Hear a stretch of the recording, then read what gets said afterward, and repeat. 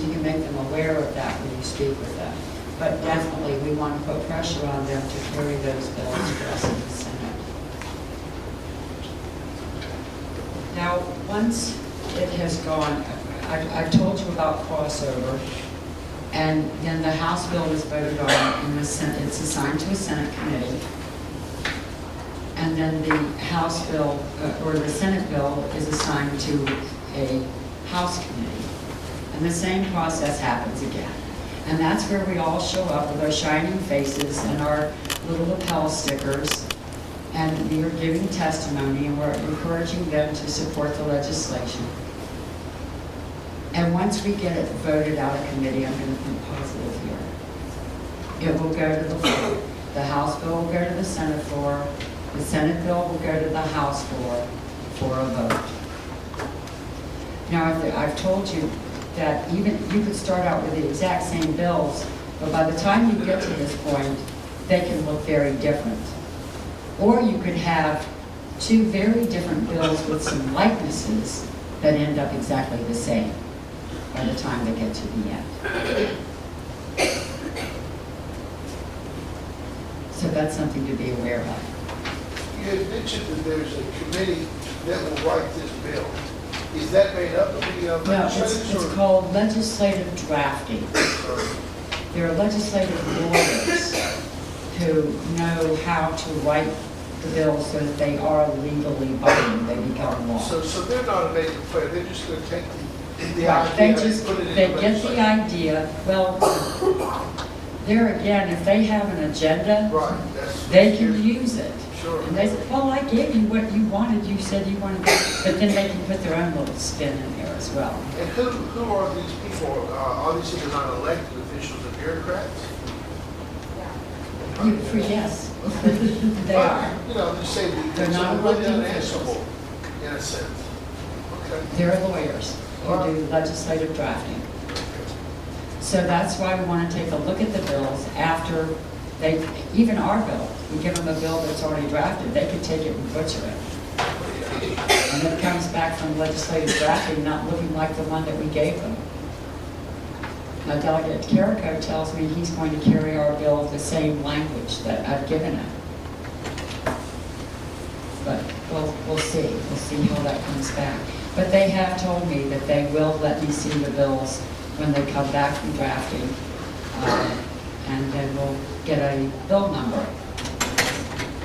Now, once they're voted on in the Senate, now I'll tell you a little story.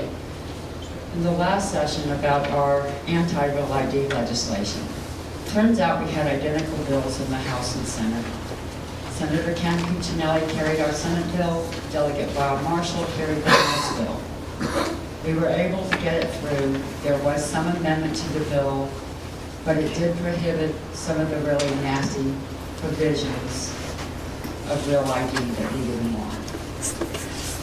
Something else that happened, though, is that there was a Senate bill, which was a compliance bill, that had a lot of other language in it for some changes in the driver's license that was already contracted for. Now, I've received a lot of emails from people that say, well, they tell me when I have my picture taken that I can't smile. So they're implementing Real ID anyway. Well, no, they're not. That's just the first part of it. They can take your picture that way, but then they can't do anything with it that creates biometric data. First of all, they've never been sent the software from Homeland Security. They're the ones who are supposed to be sending out the software for Real ID. So they don't have the software that turns it into biometric data. Number two, you can bet that before it gets here, Ken Cuccinelli will be all over that. I can tell you something else. It turns out that they don't want Real ID now. Now they want Pass ID. So they just rebranded it and they're throwing it out there, calling it something else, trying to pass it off on us, but it's another national ID card. And here again, they're trying to get an RFID chip added into your driver's license.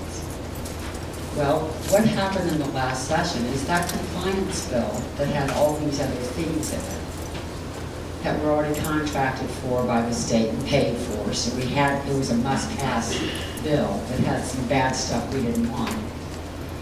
Senator Cuccinelli was able to get the Real ID compliance language amended stricken from the bill.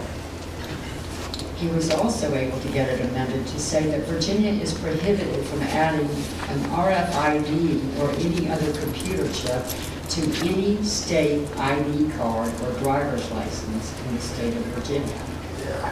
So we are ahead of the game on this Pass ID. Pass ID is about the RFID chip, and we can't use them in Virginia.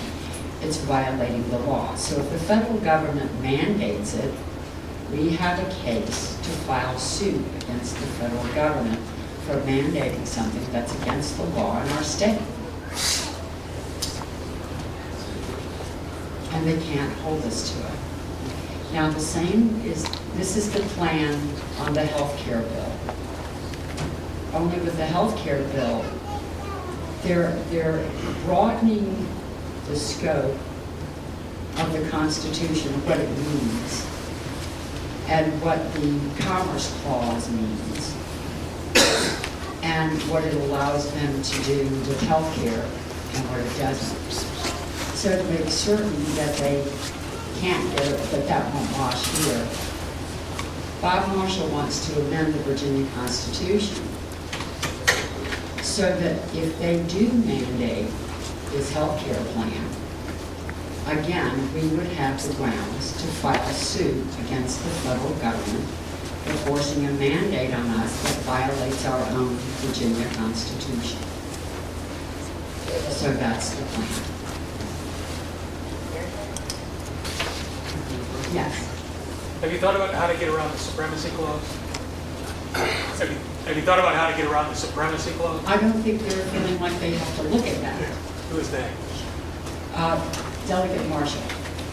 Now, he has a team of 6 lawyers, very high-powered lawyers. Patrick McSweeney is one of the best. He's a constitutional lawyer, and he's taken a look at this. Of course, Ken Cuccinelli is a lawyer, but there have been 4 other lawyers that have been working with Bob Marshall.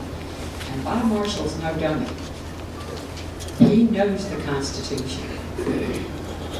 And in looking at he has studied the analysis that was done by the Liberty Counsel on the health care bill. And in going through all the problems that the Liberty Counsel has outlined in their analysis, he has pulled those things that are in violation of constitutional law. But there again, the federal government has broadened what the Constitution allows them to do. So we want to make certain that we can come. Excise tax is a tax that's charged on an event, or it could be on property, on real property. Okay? And the statutory law says it's a tax on things like cigarettes, alcohol, gasoline. Nowhere in the law does it allow them to impose an excise tax on human beings who choose not to purchase something. Now that's in the law, statutory law and constitutional law. So this is something else that's a violation that no one's even looked at. And I just happened to find it when glaring at me was